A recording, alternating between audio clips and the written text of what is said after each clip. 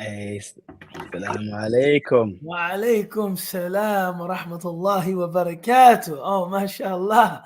Ya Mashallah, Ustadhana, mashallah. ya Mashallah. Ustadhana, ya Mo, mo, Ustadhana. mo. Mo, mo. No one anywhere has a finer guest than me. Bismillahir Rahmanir Rahim.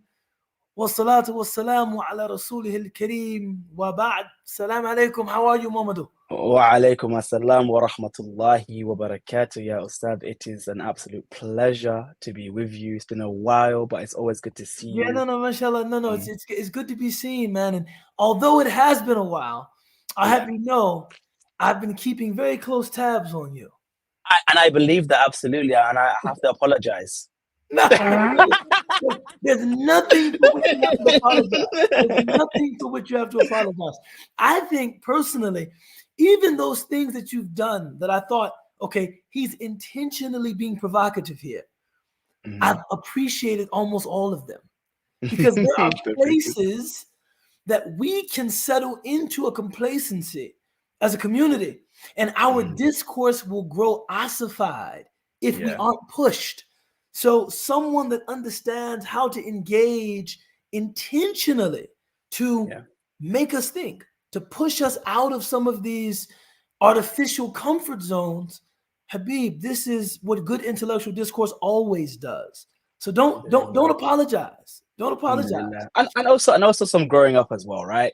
I've also done some growing up as well. So that Yeah, helps. and you're supposed to. I Yeah. mean, for me, and I'm a few years your senior. You're supposed to receive some license from me. You say, okay, Alhamdulillah. he's exploring things. Yeah. I saw some photos. I saw some Yeah. posts. I said, my brother is intellectually exploring things. He's developing. He's thinking. He's feeling. Yeah. Some of that, and I don't mean to offend anyone, it's because maybe you haven't settled into some of this contrived performance that many people that are embedded in the space are just playing to their audiences and just performing and performing and performing.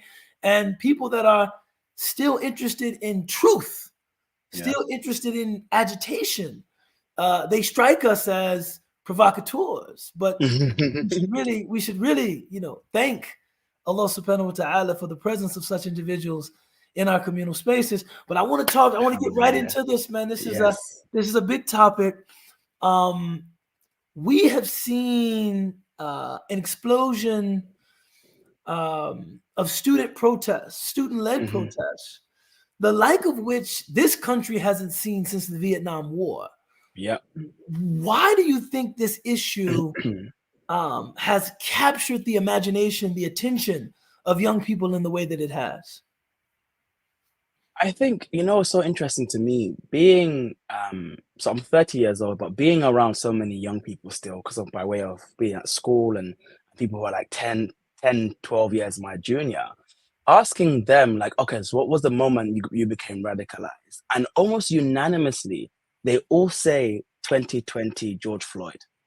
It was 2020 George Floyd that was a mask off moment for so many young people, because it was that moment they started making the connection between, hang on a minute, the tactic in which George Floyd was killed is a well-known IOF tactic that we see in Israel.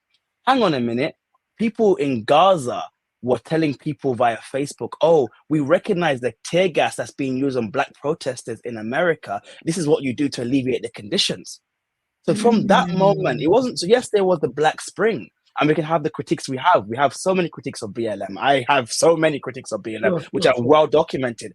But it was that moment where people started to read Fanon again, especially young people, not the academy. The academy loves to valorize and fetishize Fanon, but it was people on the streets were reading Fanon. People on the streets are reading these black radicals. Kwame Ture has come back again. People are reading all these black radicals and realizing that we have had a connection for internationalist struggle. And I think what the neoliberal moment did is to destroy any semblance of international struggle. And once again, we are seeing that come back. So we know, people would hark and invoke Black Panthers. And yeah, we know they dress very well. They had, Huey P. Newton could look, was a man's man. And, people have these really, they had their aesthetics on point. but oftentimes people kept the aesthetics but left the politics. But Mhm. nowadays, people are bringing back the politics because they were a internationalist movement. And we know that, through COINTELPRO and different forms of repression, Mhm. even for the McCarthy era, the US government tried to destroy any semblance that we have of internationalism. And I think Mhm. what happened in George Floyd moment with the international protest for Black liberation or Black struggle, once again, we started making those connections, making those dots. And this, for me, is just an iteration and a continuation of that moment. Okay. Okay. And so for you, this recent awareness of this Palestinian genocide is a continuation of a political awakening that began with the murder of George Floyd. Yeah. It's recognizing kind of these interlocking systems of oppression, of genocide Yeah. that expose oppressed people to premature death. Yeah. And this, iteration of protest is just a continuation of that momentum that's been I definitely, building for, 4 years now. absolutely. And I think it's also important to note as well that the Palestinians themselves have been some of the greatest advocates for their own struggle. For years, they Mm. have a lot of them have come to, 1 in 3 refugees around the world are Palestinian. And a lot of the time when they do come to the West, with the likes of Edward Said and so many others, they don't just like give up their cause. They go into the academy, they produce literature. So like now people are beginning to like easily disentangle Zionism from Judaism easily Mhm. now. It's not Mhm. a question anymore. I mean, the right can obfuscate and the right can quite frankly make up lies about what's happening on these campuses. But people with distinct precision are demarcating differences between Zionism and Judaism. Zionism is in the school of racism and colonialism, and Judaism is a rich tradition and a beautiful religion, right? And I found that so alongside with the literature, so when October the 7th happened, immediately there was literature produced. Okay, this did not start on October the 7th.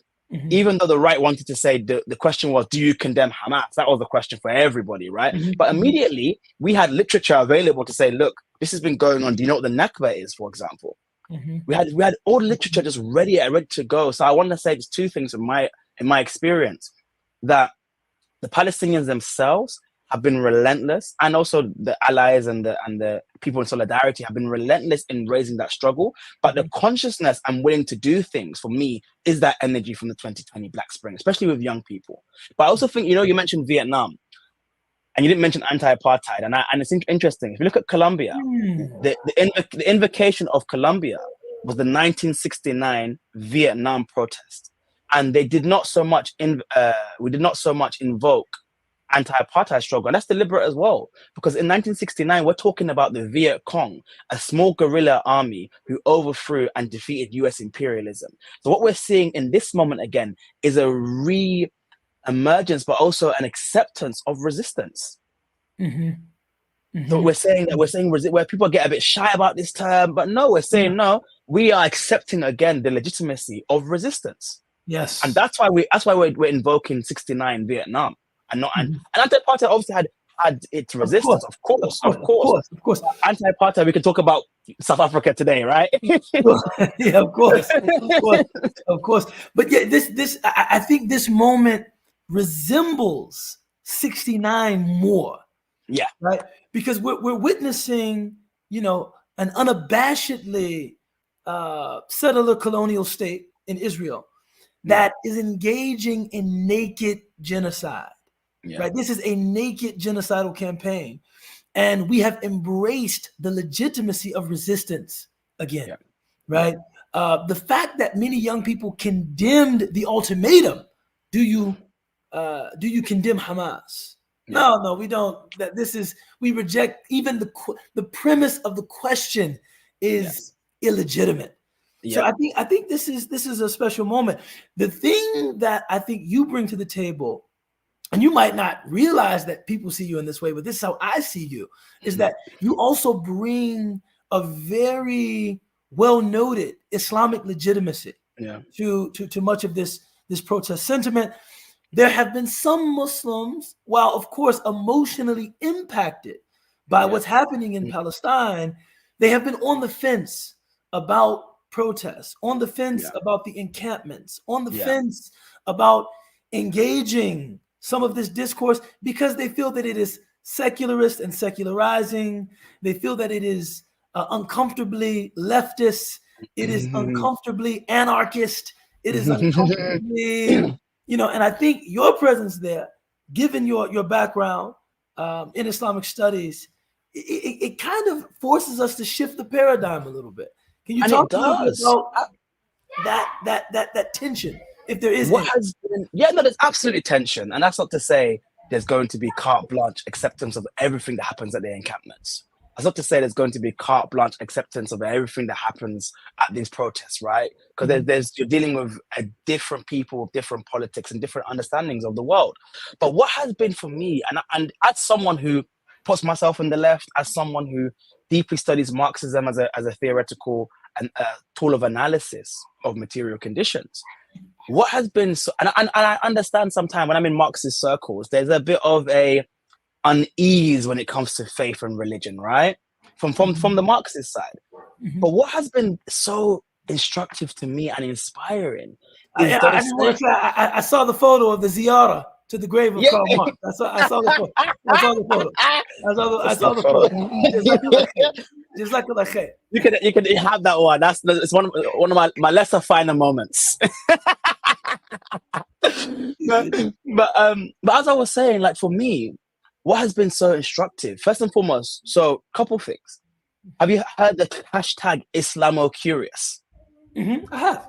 You see, Islamocurious was this Gen Z thing where they all cite what is it about the Palestinians' faith that they still are able to struggle against their oppressors. You have non-Muslims having whole book clubs on the Quran because they're trying to understand this phenomena of what is it about Palestinians and been able to, like, literally going through some of the most horrific conditions known to human beings, but you're still able to keep your faith. Every time we had a prisoner exchange or hostage swap during the ceasefires, the first thing they do is come out and make sujood al-shukr after decades or years being in those Israeli dungeons. So once again, and so I just find it very interesting. And then what happened to me, I was at a conference recently with about, and I probably, the Muslim contingent was very minor, was in the lows. I was maybe one of 2 or 3 Muslims at most. And like, we have a caucus called the Anti-Imperialist Scholars Caucus. And the discussion was this: what is our position going to be on those movements who are clearly anti-imperialist but don't have a socialist horizon?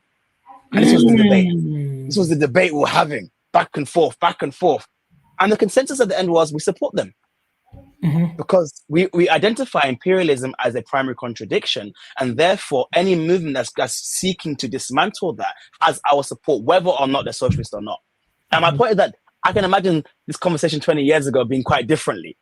But just seeing the way people have, not saying that everyone's converting or embracing Islam, but they're recognizing that, okay, there are different horizons and modes of engagement with the world that might not be specifically socialist, but still serve an anti-imperialist agenda. Yes. And I think for Muslims not to have a similar broad-based approach, for us to have more limited horizons than Marxists would be a great disservice to universalism in our tradition. So I'm always, and it's crazy how it ends up being these very specific moral questions, often about human sexuality, which is it's mind-boggling that it ends up being very specific questions about human sexuality that ends up being the fault line of whether or not we should engage with certain groups in an anti-imperialist struggle. And for me, it's like we have to reclaim our tradition. We have to redeem our tradition. So at that point, I would say this moralizing is becoming not only toxic but yellow and irrelevant. What are we talking about here, right? So I'm really happy to see your presence, as well as a number of other, committed practicing Muslims that are more than just emotionally or romantically invested in Islamic tradition, but have deep commitment to the Islamic intellectual heritage, but Absolutely. recognize this is a moment in which we have to be open to this, broader coalition of people who recognize the legitimacy of Palestinian humanity, recognize the illegitimacy of Israeli genocide against Palestinians. So I think this is a commendable a development. In terms of your experience at Cornell, first off, I want to say I applaud you for your willingness to put it on the line. There is something to be said for a person that takes a moral stand that entails sacrifice. Al-ajru ala qadr al-mashaqqa. Right? It's when I'm called upon to make a moral declaration or take a moral stance, and it doesn't entail any sacrifice. I mean, I can do this from my phone. My income won't be affected. My professional trajectory will be unimpacted. That's an easy stance to take. On the other hand, when I run the risk of endangering a career that I've sought for some time, or jeopardizing my position at a university that I've worked to gain admittance into, that's a different level of sacrifice. So maybe you can tell us a little bit about what happened at Cornell and what inspired you to, make that sacrifice. And I think you make a brilliant point, Ustadh. How do you know the ethical and principle commitments you have unless they're tested? Because you can say, all you want, and I've said it, and I try to put myself in the tradition of the greats Malcolm X's, or my podcast is called The Malcolm Effect, and all these things. But don't get me wrong, there's been moments, I'm not gonna lie, there's been moments thinking, damn, this is very difficult right now. It's very difficult right now because it was a point where I just want to let your viewers know I received an email. My suspension has been lifted today. MashaAllah. Alhamdulillah. Alhamdulillah. Min barakati ant. Alhamdulillah. MashaAllah. Min barakati ikhlasik. From the barakah of your sincerity. Alhamdulillah. Alhamdulillah. But so I want to say that. But so where do I begin when telling this story? So since October, we have been protesting, and I want to situate our viewers with the environment of Cornell. So first and foremost, Benjamin Netanyahu's father was Professor Emeritus at Cornell. So he had established the links between Israel and Cornell and kind of really cemented those links. Similarly, Cornell has a partnership called Technion. Technion is responsible for the research that we see when we see those unmanned drones destroying the houses of Palestinians. That is Cornell research. Wow. Right? Cornell has direct investment in 10 weapons manufacturers, 9 of them American, 1 of them Israeli, who are all responsible and partaking in this genocide right now. So we had our work cut out for us, right? We're in and just to add as well, Cornell, for some reason, is a distinctly apolitical campus. So not just the fact that we're dealing with the admin level and their multiple layers of investment directly in this genocide, we're dealing with a student population that's apolitical. So our work cut out with us was we have to somehow provide political education while also trying to escalate. So we developed a maxim called there will be no escalation without political education, because all too often the young people were like, why are you doing this? Okay, you got this. Okay, why are you still protesting for? Okay, why are you doing a building takeover for? Why are you occupying a building? Why are you getting arrested? Like all these things, we have to keep explaining this is the reason why. So prior to the encampment starting, we had just won the referendum. And the referendum is we're trying to hold Cornell to its own 2016 divestment guidelines. The Board of Trustees had a 2016 divestment guidelines, which they voted upon, agreed upon. And it says quite plainly, we must consider divestment from companies that are involved in genocide, apartheid, and the systematic cruelty towards children. Oh my God. So this is something in their guidelines. In their own guidelines. Okay. So we're trying to call Cornell to account for its own guideline. We're not asking for any special treatment, but as you can imagine, they say one thing and they do another, as these Of course, administrations want to do. of course. So we said, okay, khalas. So we had an historic referendum, the first referendum in 25 years on Cornell's campus, in which we canvassed for 2 weeks straight, asking, because what happened is we went to student assembly. Student assembly is quite conservative, and they kicked out our motion. We're not going to divest from Israel. And, the obfuscate, and we had Zionist students tell me, if you care about why you single out Israel, why don't you look at Congo? And I thought, do you know how many teachings we've had on Congo? Like, are you telling me, a dedicated Pan-Africanist, talking to me about, I don't care about Congo, I don't care about Sudan? And then they say things like, oh, why you single out Israel? Don't you care about Qatar? And, all these whataboutism with no teeth to it. Because I said to them straight, if you care about these issues, I'll be the first one to organize with you on these things. Tell me what to do. But the student assembly struck down our divestment resolution, so we took it back to the people. And we amassed 7,000 votes, which is half the population, and we won a vote 2-1 for divestment. So the president of the university has 30 days to respond for our divestment referendum. MashaAllah. However, we said, the reason why we did the encampment, we said, whilst the president has 30 days to respond, Palestinians can't wait any longer. So we set up the encampment. The encampment was layered into 3 tiers: red group, yellow group, green group. Red group, you stay there no matter what. Police, the state troopers, threats of expulsion, you don't leave no matter what. The yellow group would leave, and that's the group I was in because of my visa status, and people were saying to me, be careful where you put yourself. The yellow group was, you stay, but once they start threatening arrest and suspension, you leave. Yeah. And in a green group, you don't go to the encampment. Now, this is the irony. So day one, I was in the negotiating team. So we had 4 core negotiators. I was one of the negotiators. So I was the interface between the encampment and the administration. And they said, okay, if you don't bring the encampment down by 8 p.m., this is the first day, but there's going to be some kind of sanctions.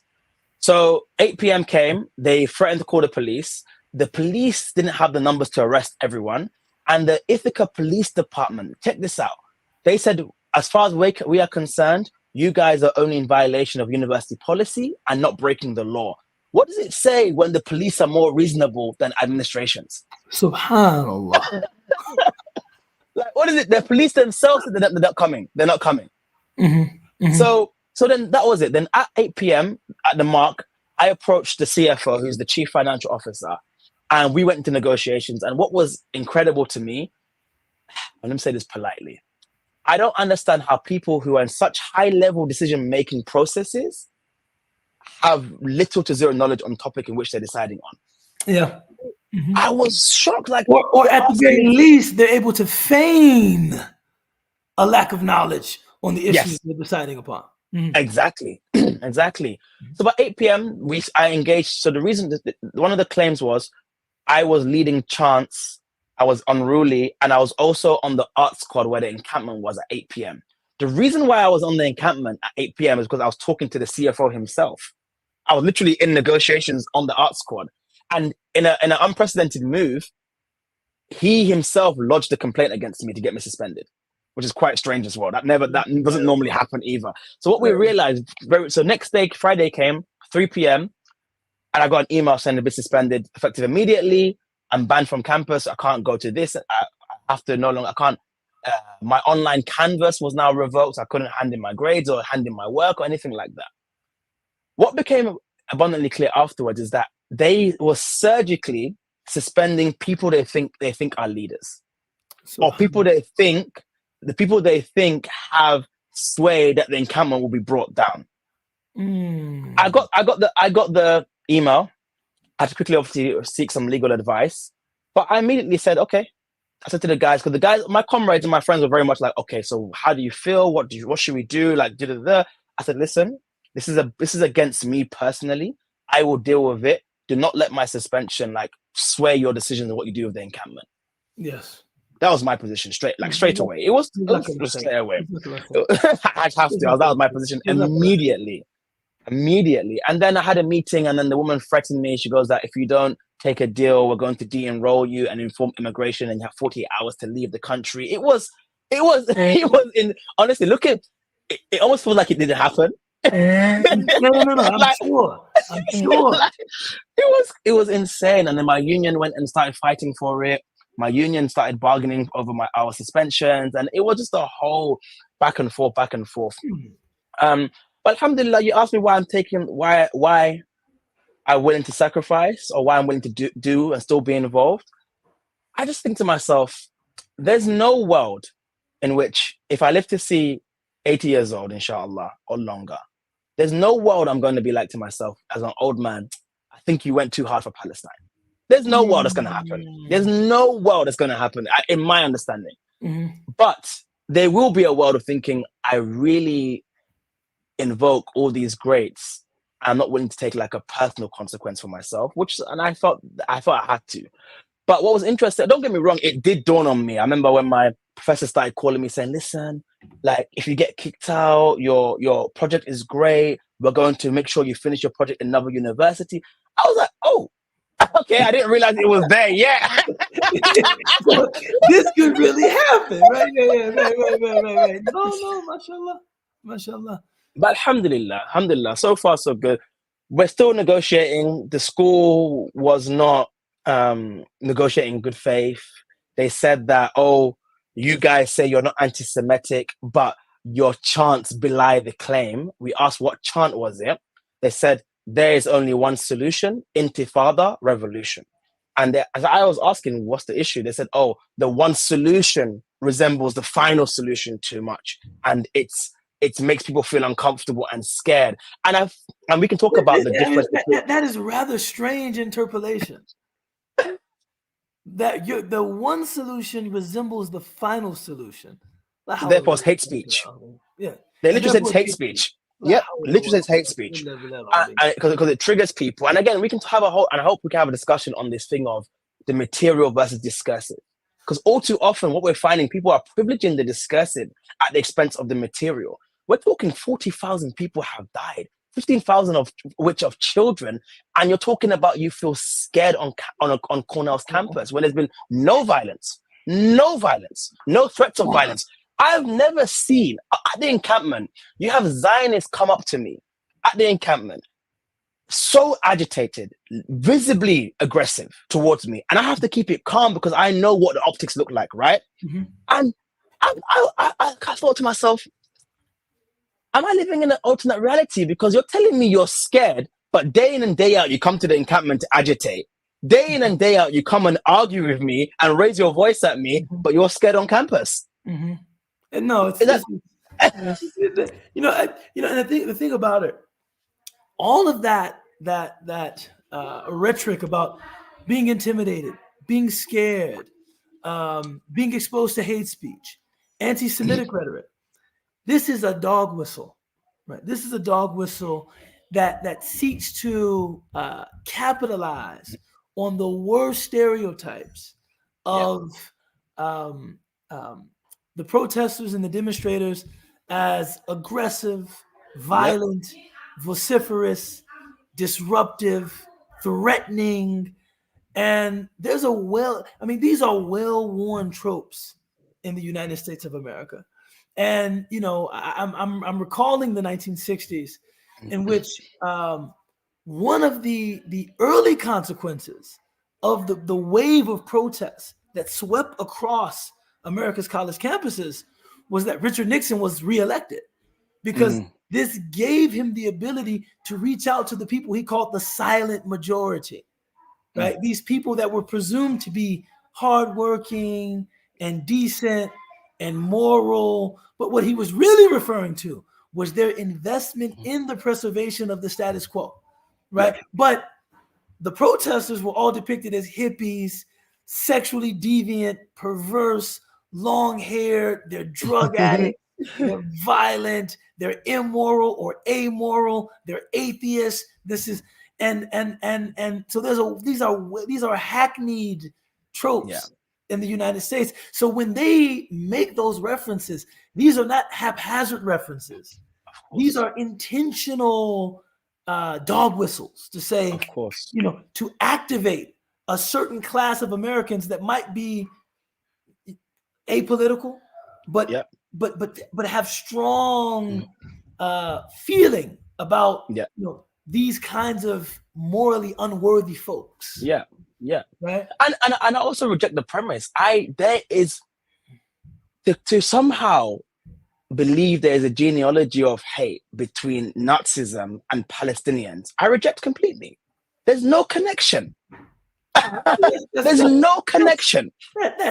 That's ridiculous. Yeah. I just reject it entirely. Like you hear things like October the 7th was the worst massacre of Jews since the Holocaust. I'm like, there's no connection in between what happened within the Palestinian struggle and Nazi Germany. That anti-Semitism, as we know it, is Europe's crime. Mm-hmm. Is Europe's crime. Mm-hmm. And I just get frustrated at people constantly trying to join this kind of connection, a long thread of history to say, I mean, you saw what Biden the other day said, right? That Hamas are motivated by ancient desire to kill Jews. Patently absurd. Patently absurd. And I think, but see, my thing is this, and this is where I think I'm stuck. And I didn't intend for the podcast to go this way. But when I'm talking with people who genuinely have ideas that fascinate me, I want to converse with them. We are attempting to dismantle their argument with discursive tools, right? Yeah. Being historically aware, being politically astute. But what about the argument that a lot of this doesn't have anything to do with logic, reason, and rationale that can be debated publicly? These are deeply held prejudices, deeply held biases against Muslims and Arabs. Absolutely. That inform these clear double standards. Absolutely. Because even when I point them out and I say, wait a minute, this is inconsistent. This doesn't pass the smell test. They don't show any embarrassment. Many people that I've engaged publicly, they don't show embarrassment. They don't even try to, retrench and counter argue. It's like, yeah, maybe that logic is not consistent, but they're barbarians, and this is a democratic Jewish state. Yep. They are these half-human, subhuman animals, and we are, somehow an extension of the modern West, and those kinds of essential value judgments of people's humanity is what I think is really at the root of this. I couldn't have said it better, Ustadh. And I think it's very instructive and indicative when you hear the president of Israel say, we are doing this to defend Western civilization.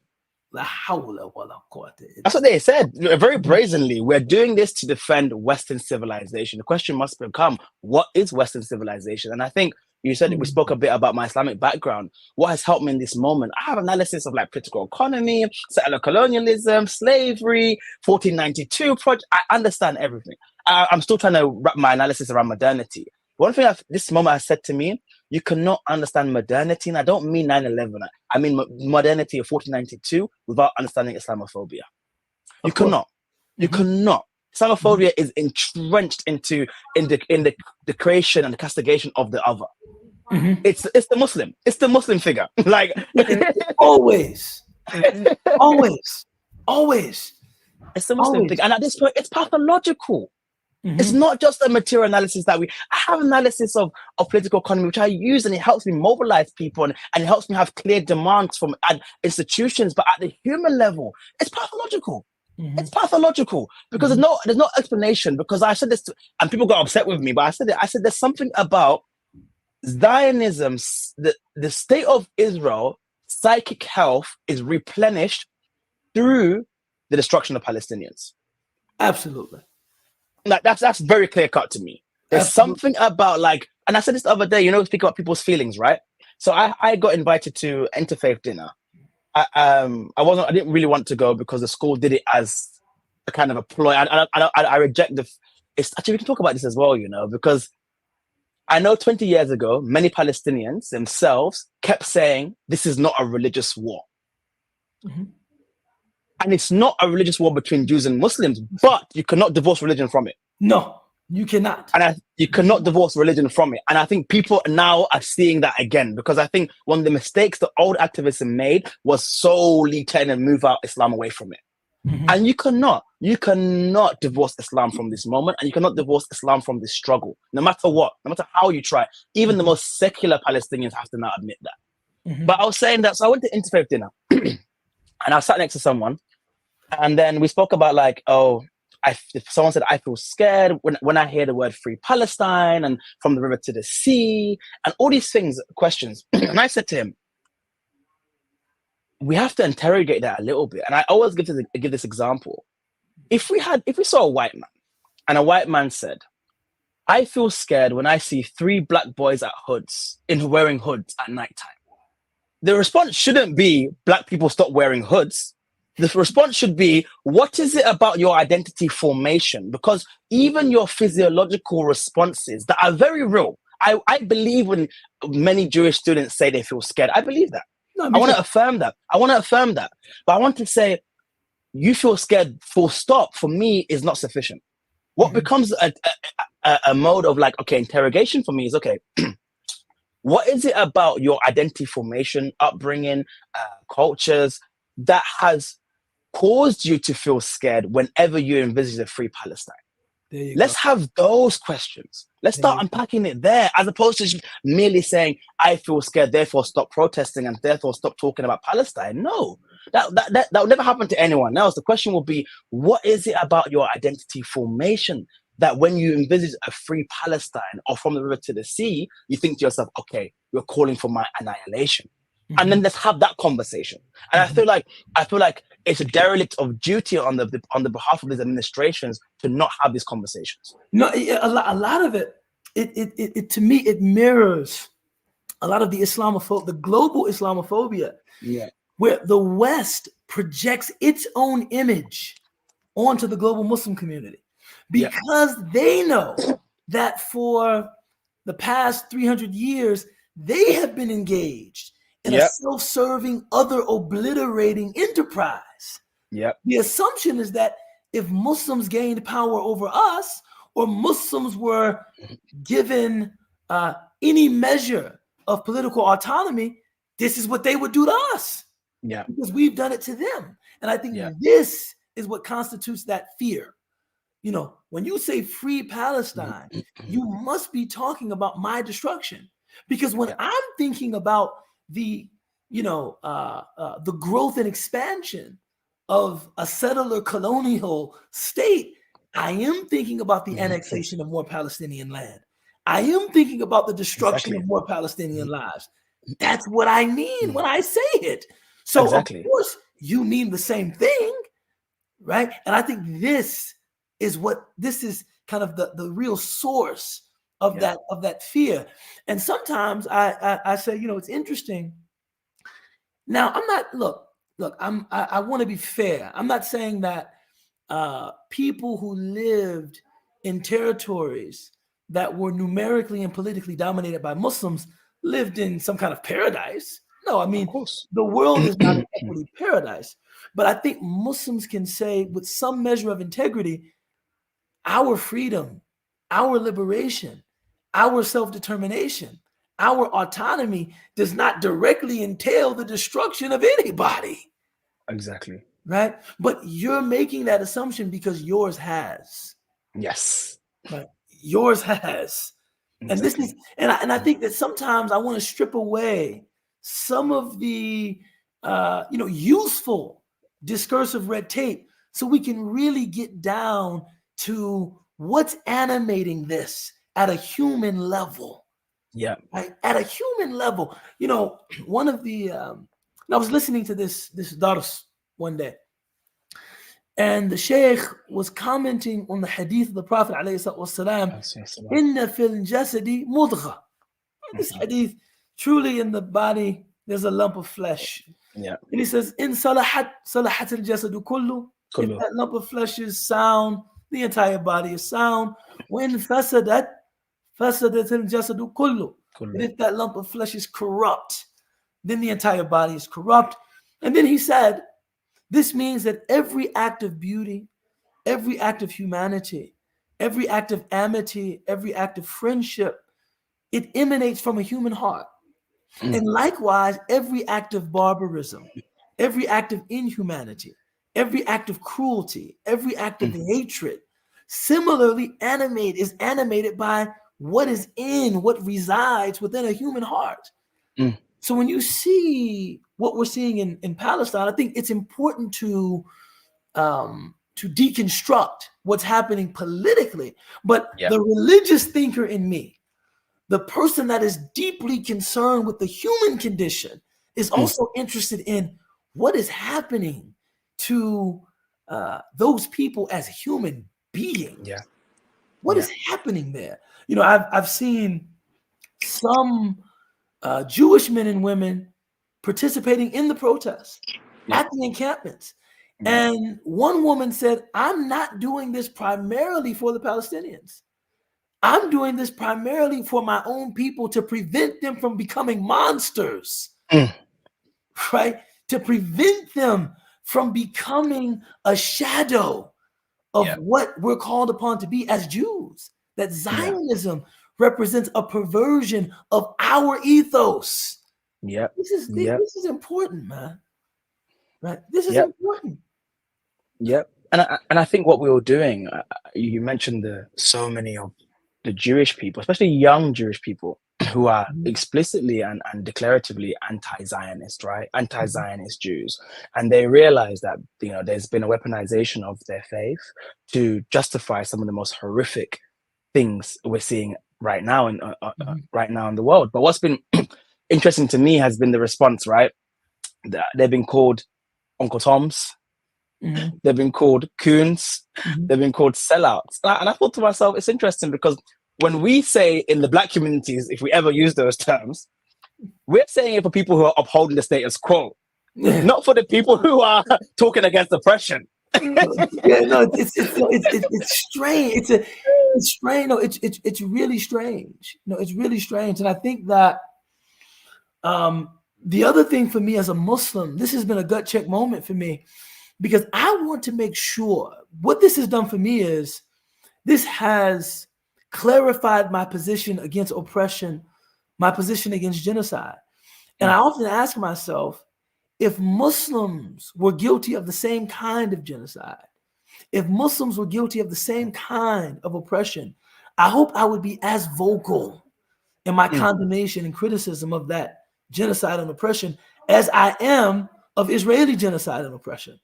Right? This is not a cheerleading competition because, well, in this instance, my team is being oppressed. No, this is a human issue. God says, "Laqad karamna bani Adam." Right? Truly, we have ennobled all of the children of Adam. And I hope that if there was some, sovereign Muslim authority that were guilty of something as heinous, something as unconscionable as this, I would be the first marshaling all of the discursive tools of my training as someone trained in the law and theology of Islam to take them to task and to hold them accountable. Right? This is not about this, but some people would like to see it as that. No, this is a Jewish Muslim thing, or this is a Palestinian Israeli thing. No, this is a human thing. And maybe before we open for Q&A, because I'm sure a topic like this, people would like to engage you. What do you say to people? And this is this is opening a wound. What do you say to people who feel like, yeah, maybe I'm even a Muslim, but why is it that someone else's struggle, someone else's issue is always taking precedent over my issues? Now, in confidence, and I'll say this without disclosing any names, I've had some Black, Yeah.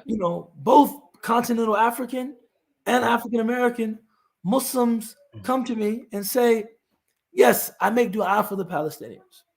Yes, I pray for the Palestinians. What is happening is wrong. But in terms of this internationalist political platform, I'm much more interested in ADOS. I'm much more interested in a local focus, right? Those are my co-religionists. Yep. And what's happening to them is wrong. But Yep. I can no longer allow their political reality to circumscribe my public or civic life. Yeah. How would you respond to that? I get this question a lot, as you can imagine, because I've had even people say to me that you are Pan-Africanist, you call yourself Pan-Africanist, your podcast is Pan-Africanist, and why are you speaking about Palestine so much? And my engagement isn't even combative with people, because I love Black people, right? No matter what persuasion, and we can debate, but my engagement is this. If you have perhaps what I deem to be maybe a myopic understanding of Blackness, which is moored to North America, then let me engage you on that. When you're talking about your communities being brutalized, more than 10 police departments in the United States send their police to Israel to be trained. When you're talking about surveillance, when you're talking about the weapons that are used to brutalize Black and brown bodies in this country, your people, they get the weapons and surveillance and they're trained in Israel. When you talk about Israel denying in the decolonization struggle, the right for self-determination for Tunisia, for Algeria, for Zimbabwe, for South Africa, Israel to the very end did not disassociate with apartheid South Africa. When you're talking about one of Israel's main exports today are diamonds. There's no diamond mines in Israel, but they are in Congo.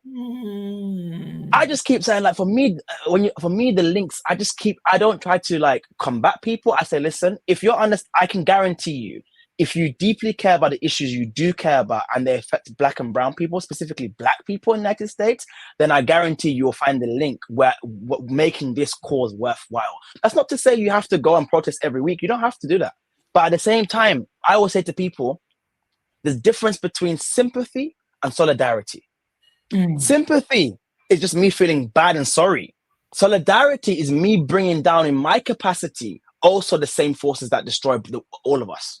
So I'm not saying that you have to go out and protest every week and become like the biggest pro-Palestinian person. If I'm pro-Palestinian, but you don't have to be that. But I would hope for the sake of your own children and your own communities, you would at least be anti-Zionist, at least. And the links for me, there's too many. When I keep researching, I'm like, oh wow, I learn something new every single time. And I have to think to myself, what is it about Stokely Carmichael, Kwame Ture? Why was he so vocal? He was from Trinidad, raised in the US, and then lived in Africa. Yeah. But he was arguably one of the most vocal, staunchly anti-Zionist voices of the 20th century. What he launched the worldwide African anti-Zionist front in 1992 in Libya. Why? Because he himself said that you cannot. What is Fanon said? I'm going to butcher the quote. Fascism abroad is just colonialism abroad is just fascism internally, right?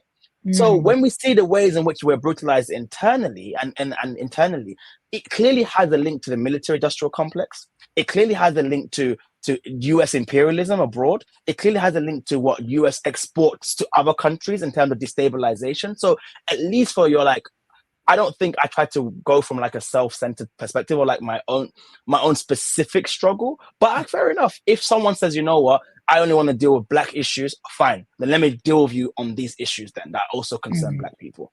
MashaAllah. No, I think that's wise. And I think that expresses a very high level of accommodation and understanding. Because for me, I've always said, look, right now, my brother's house is on fire. And I have to focus on putting out the blaze. These larger intramural questions about platform and who's centered and priority and intellectual marginalization, social marginalization. These questions don't go away because of what's happening in Palestine. Exactly. But right now, my brother's house is on fire. And, the focus is rescuing him, rescuing his children, and condemning the oppression that he's experiencing. If we can get to a place where we can have some of those other conversations, there is certainly a place to say, I've been a Muslim for 25 years, and my issues, whether they are wealth distribution in America, recidivism, the prison industrial complex, public education, police malpractice, none of these issues have ever received the attention, endorsement, or support of the national Muslim community in the way that this issue is. And I have never felt that my issue was any less worthy of their attention or even less urgent. But right now, my brother's house is on fire. Exactly. My brother's house is on fire, and this is my focus. And I think it's important you raise the point, and I think I just want to, before we end, I know we didn't speak about enough about the encampment, but we can bring it up again. But I think people say about Palestinian, and I want to address this because I've for years called out anti-blackness. so it'll only be right that I address it. People have said to me, but Palestinians are anti-black. I've got that. Whilst that erases like the rich black Palestinian tradition, so many Palestinians who are black, I have to say, I'll be honest, I've come to a position where, first and foremost, it's not true. First and foremost, we have like examples of people in Algeria and other South Africa freedom fighters going to Palestine to be trained, and we have those historical connections. But this has been maybe controversially so, but I said this publicly. I got to a position where even if every single Palestinian was anti-black, and it's not true, they're not. They're not. But even if they were, I still would not be pro-Zionism. It's that simple to me. Like that's my calculation. Yeah, no, mashallah. No, beautifully said. Beautifully said. At this point, I want to open the floor. We didn't talk specifically about the encampments. But we covered, I think, a wide range of issues. If anybody wants to ask a question about the encampments specifically, you're certainly open to do that. If you want Ustadh Momodou to address, anything else that he can address himself to, you're certainly, open to ask whatever might be exciting your curiosity. So, Bismillah. And Yasin, I'm assuming you will show us the question. Yasin, are you there? He typed something in a couple minutes ago, so I hope so. Okay. Bismillah. I can see the private chat, so let me see. Okay, I can see the comments. Yeah, we're waiting for some questions. I saw my man Usama from DC. He's always, mashallah, a very interesting conversational partner. So I'd be surprised if he didn't have, a few good questions, already loaded.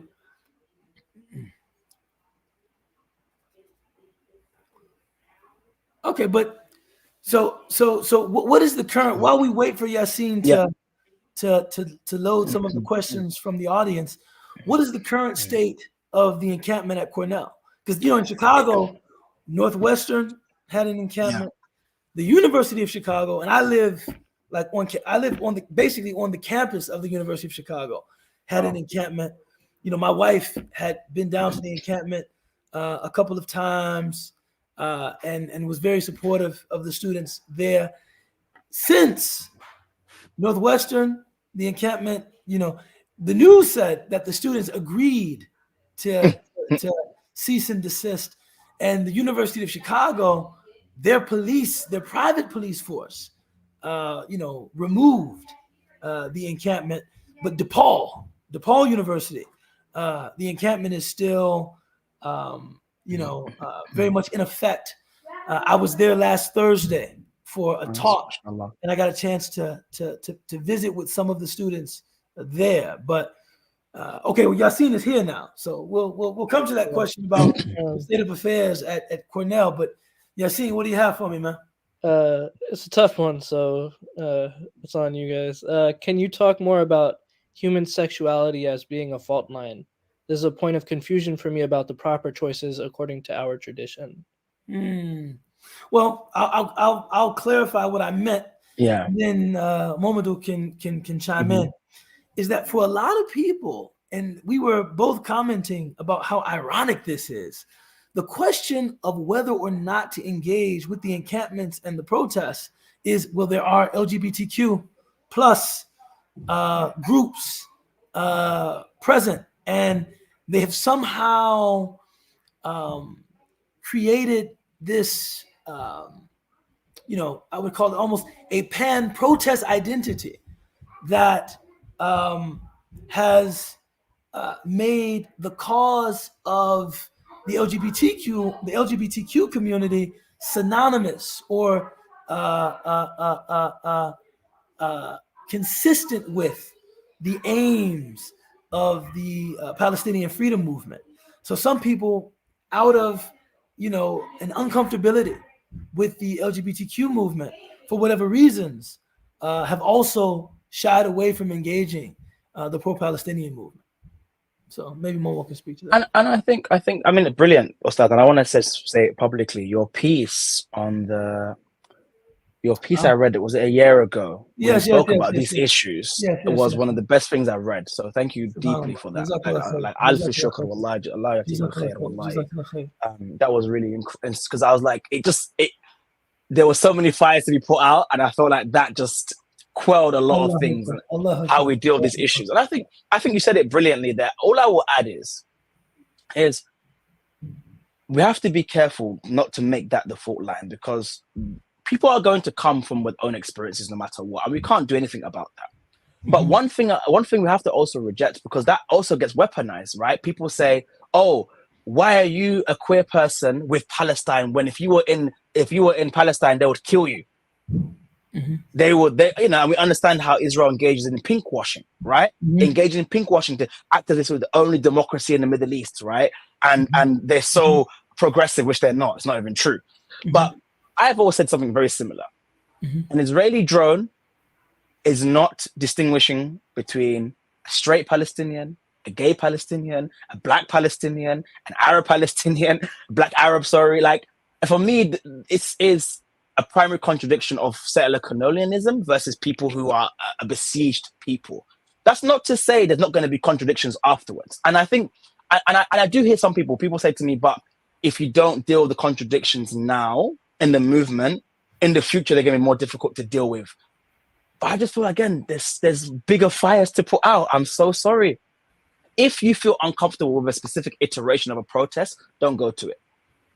Don't go to it. But I don't think that gives you license to carte blanche to say the whole Palestinian movement is null and void, or we can't participate. Because again, I've been to very different protests. I've been to protests that are more religiously infused, more like Islamically infused. I've been to protests that are more leftist infused. I've been to protests that are more liberal. I've been to different ways. So I'm sure, like, I say that to say, I think in this moment, you will be able to find your people.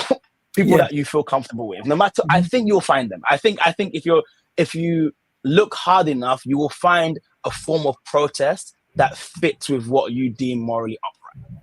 Mashallah. And I think for me, we said laqad karamna bani Adam. If I don't believe someone's sexuality is enough for me to exclude them from talking to them or from like being kind to them or whatever it may be. So I struggle with the question because that's just not my framing at all.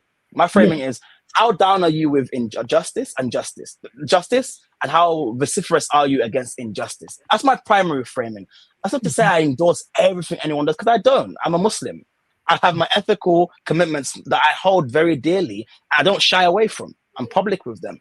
But at the same time, I don't think that issue is like enough for me to exclude working with people on when we have similar goals, especially in the time we live in today. I mean, if we really put a sharper point on this. Yeah. Even that something like sexual preference and how a person likes to have sex has become a part of their public identity is something antithetical to traditional Islamic understandings of like personhood. That's not Exactly. That's I mean, I understand how that's happened in the modern age, right? And I understand that even some people who identify as such would take exception to that. But for me, that has nothing to do with our working together to prevent oppression. I don't, a question of how you like to have sex is not, I mean, I still don't exactly understand the relevance, but I do understand Muslims who feel that we are being culturally bombarded, by,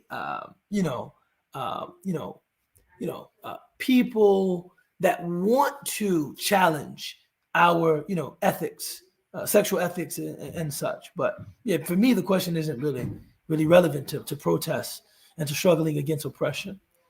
Yassi, what do you think, Yassi? Yeah. Do you have time for maybe 2 more questions? And I know that you also. One is a thank you from Maisa Masri. MashaAllah, I've never seen anyone be so incredibly calm and resilient in the face of hate and agitators. You've set Allah Mubarak. You've set a wonderful example we should strive to follow. And this might even play into the second question. But the first question is, I think they picked up on your accent, Momodou. Can you speak to the parallels between the college activism in the UK, US, and worldwide? I can definitely speak to UK and US. I think what became abundantly clear to me whilst being in the US full time for 2 years is the post 9/11 world did a greater number on Muslims than did in the UK, than in the US. There is a level of fear around being publicly Muslim that I don't find in the UK in the same way. And that was no fault of any Muslims, obviously. But when I'm speaking to like MSAs and trying to politicize the MSAs on campus, there's like a fear of not wanting to rock the boat because, again, they lived through like an era where they were called terrorists. I mean, so many young Muslims I've met told me they were bullied, they were called terrorists at school, they were bullied. Islam became a source of shame for them. But I think that's a product of being in the belly of the beast and being so like in the heart of empire, as opposed to being in the UK. Obviously, UK is an empire, but it's a bit far. We don't have the same 9/11 world in the UK. And in the same way, there's very similarity. There's prevent programs, but in the same way. So what I find is that it's been a bit of a struggle trying to like, get people to be a bit more loud. Maybe this could be a Cornell situation as well. So I don't want to say, but I can talk about Cornell and my experience in the UK. But definitely my experience at Cornell has been people are a bit afraid, more so than I see in the UK when it comes to being openly Muslim. I don't know. Yeah, seeing you at Cornell, I'd love to hear what you think. No, I think everything you said is true. And I think also part of this, like, and this will probably be part of the next question, is a lot of Muslims are on like their foreign visas or their student visas and things like that. And so just I know somebody, the FBI actually came to them at the beginning of like all of these protests. They came to a college dorm and said, if you protest or if you organize, if you're involved at all, they'll kick you out of the country. And the FBI came to the normal college student, uninvolved. And so I think there's a timidity there because we've seen already what the government will do to you, and I think the distinction we haven't made as a community is that they're going to do that to you whether you protest or you don't protest. You being silent doesn't mean that you'll suddenly have your freedom, or it's kind of like the end game, right? And then I think the UK, they're just more confident. I think they've been there for a long time. They're an important part of the culture over there. Whereas I don't think Muslims are like necessarily driving the cultural change in this country the way that like in UK someone might say mashallah, inshallah, and it's just part of the vernacular, part of the culture. And so they're I think there's one other historical reality that we might be overlooking. I think that and this I think is very important. One of the Kurt Vonnegut who's an American author, and one of those slaughterhouses, Slaughterhouse 6 or 7, or what are the, he wrote a lot of books that were entitled Slaughterhouse. But he said that, people in the past had a certain deep respect for working class people, and that it is a modern American kind of cultural perversion that being poor is seen as almost like a disease. Now I'm sure everyone, many people aspire to be upwardly mobile, but I think it's very important to identify and locate certain virtues that exist in working class people. And I find that the community in the UK, even though we're talking about college campuses, the character of the UK Muslim community, and I've been to the UK many times, it has a much more working class character. It has a much more, the character of that community is different than, the second and third generation Muslim community of the US is a much more professional community. It's a much more careerist community. So for them, the fear of being doxxed, the fear of having something of my professional trajectory derailed by my politics would defeat the purpose of being in the United States of America. Do you understand? Ustadh, did I just hear you conduct a class analysis? Only 1 hour in and we made you a Marxist already. I do think when you're thinking about the response to something like what's happening in Palestine, in the UK being different than the response in the US, you can't extract class from that analysis. Right. That's there. You know what I'm saying? 100%. So true, Saad, mashallah. The last question that we have in the chat, and you may have already covered this, but what do you make, and we're kind of getting into it, what do you make of us as Muslims not being as involved in droves on the front lines? It's a bit disheartening for people. And I think we can kind of see the question on the bottom of the screen as well. Yeah, I think we started talking about it, right? You're right, absolutely, Ustadh, the class character.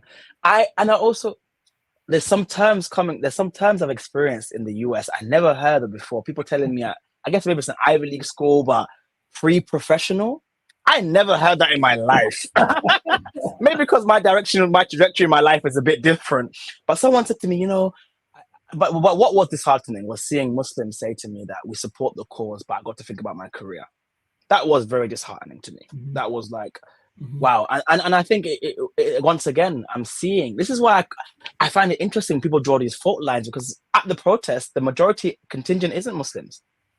Mm-hmm. They're not Muslims at this protest. There's a sizable contingent, and don't get me wrong, they will be there. Like they were mentioning at khutbahs, and when we had a referendum, the masjid on campus like came through for referendum, and they canvassed and stuff. So I don't want to say there's not been, but when we see like the day in day out of organizing, the Muslims are not the majority.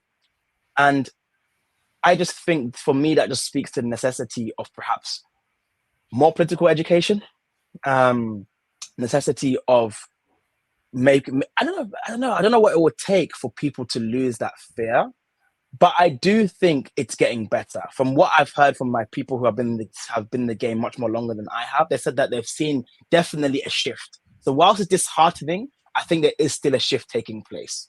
And I think more and more Muslims are being involved. MashaAllah, MashaAllah. Man, this conversation has been it's been enjoyable, but I don't want to say enjoyable. I think sometimes when we label things enjoyable, it almost makes them seem like they didn't also entail challenges. I've needed to challenge myself to get more involved, and I honestly say, sometimes as a Black American, it's very difficult not to be cynical about American institutions. It's very difficult. And I've wrestled personally with feelings of humiliation, quite frankly. And this is why I know that for me to be more vocal, for me to be more expressive of my allegiance to the Palestinian people and their cause of justice is going to require great self-sacrifice. Because, and this is just, I'm warning, extremely black stuff coming. For me to petition majority white institutions for anything, to ask them for anything, entails a great humiliation to me personally. Do you understand what I'm saying? Like I'm not that, like it's like existentially, that is a thing for me. I wouldn't, for me, even though we're talking about institutions, not individuals, we're talking about our schools divesting. We're talking about our governments not spending our tax dollars. To go to anybody in a position of authority within those institutions as a Black American, given what I've already experienced in this country, essentially petitioning them, right? Trying to appeal to their conscience to make a better choice is something that I do deem as self-effacing. Yeah. Me personally, that's just the kind of person that I am. That's self-effacing to me. I'm not into that. But at this point, this is an expression of what the Prophet ﷺ said, hate it in your heart. Speak out against it with your tongue. So people that are out there on that line doing that, I want you to know you have my highest respect, and I have for you great admiration. And I'm trying to do the work spiritually on myself so that I can get out there. But I've experienced such pain at the hands of white Americans and white American institutions that often the safest place for me is indifference. I wouldn't give you the chance to disappoint me. I wouldn't give you the chance for me to ask you for something for you to say no. I wouldn't give you the chance. I would rather try to take something than ask you to give me something. That's really where I am as a Black American in this country. And I've been there for probably 20 years. But this is, and I was talking to my teacher, Dr. Jackson, and he was saying, this is a moral cause. And for people to be very clear about their ownership in these institutions, that, they're not petitioning the administration of Cornell from without, but rather from within. And that does entail admitting that you have an investment, that I have an investment. And in the United States, I have an investment, right? And I don't like the moral character of my investment. And I'm talking to the people that are responsible for that investment. There's nothing self-effacing about that. That I support it. I just know I have to work spiritually to be able to do it.